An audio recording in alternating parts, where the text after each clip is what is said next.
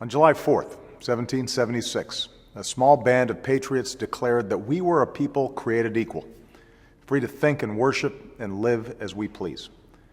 It was a declaration heard around the world that we were no longer colonists, we were Americans, and that our destiny would not be determined for us, it would be determined by us.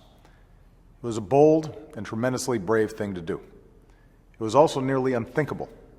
At the time, kings and princes and emperors ruled the world, but those patriots were certain that a better way was possible. And this tyrant has robbed us of that better way, structured in our U.S. Constitution. President Obama has taken upon himself the power of a king or an emperor. Now, once again, we stand poised at a precipice, forced to the edge by an administration which has thrown caution to the winds and our Constitution to the ground. It is abundantly clear from a careful reading of our Declaration of Independence that our nation was born from nothing less than the rebellion of the human spirit against the arrogance of power.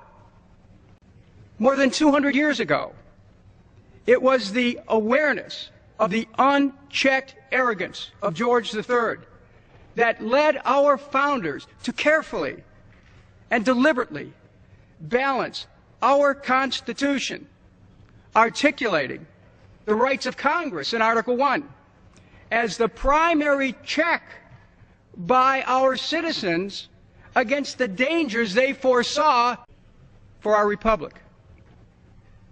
Our Constitution was derived from the human and political experience of our founders, who were aware of what happens when one person took it upon himself to assume rights and privileges which placed him above everyone else. The power to declare war is firmly and explicitly vested in the Congress of the United States under Article 1, Section 8 of the Constitution. That is the law. Let us make no mistake about it. Dropping 2,000-pound bombs and unleashing the massive firepower of our Air Force on the capital of a sovereign state is in fact an act of war, and no amount of legal acrobatics can make it otherwise. It is the arrogance of power which former Senator Fulbright saw shrouded in the deceit which carried us into the abyss of another war in Vietnam. My generation was determined that we would never see another Vietnam. It was the awareness of the unchecked power and arrogance of the executive which led Congress to pass the War Powers Act. Congress, through the War Powers Act, provided the executive with an exception to unilaterally respond only when the nation was in actual or imminent danger to repel sudden attacks.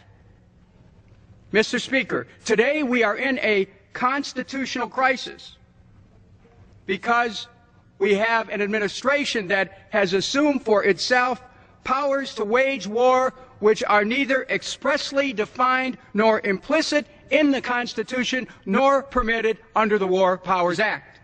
A president has no right to wrest that fundamental power from the Congress, and we have no right to cede it to him.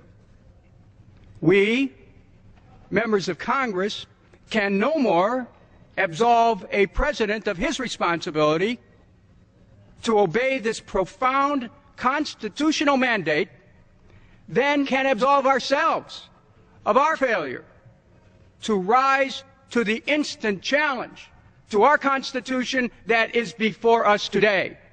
We violate our sacred trust to the citizens of the United States and our oath to uphold the Constitution if we surrender this great responsibility and, through our inaction, acquiesce in another terrible war.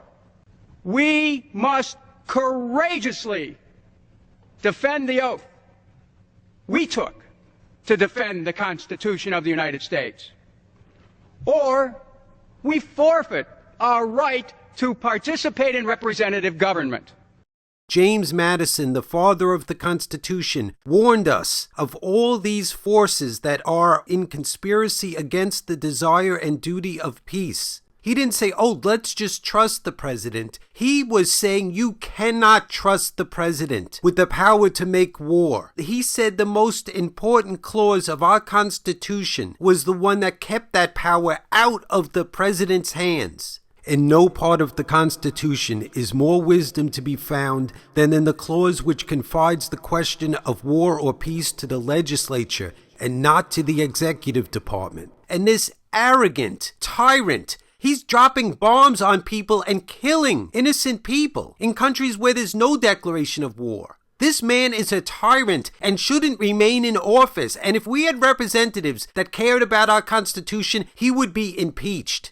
Please share this video by clicking here and sharing the playlist. Even if you don't live in America, share it with people that you think will pass it on to others. Use the tools below. Let's make sure every American gets to see this. Every American. All you have to do is click on them and you can share the playlist on Twitter and on Facebook and with other people. And please subscribe to this channel of over 40,000 subscribers. Let's get moving this year to change things.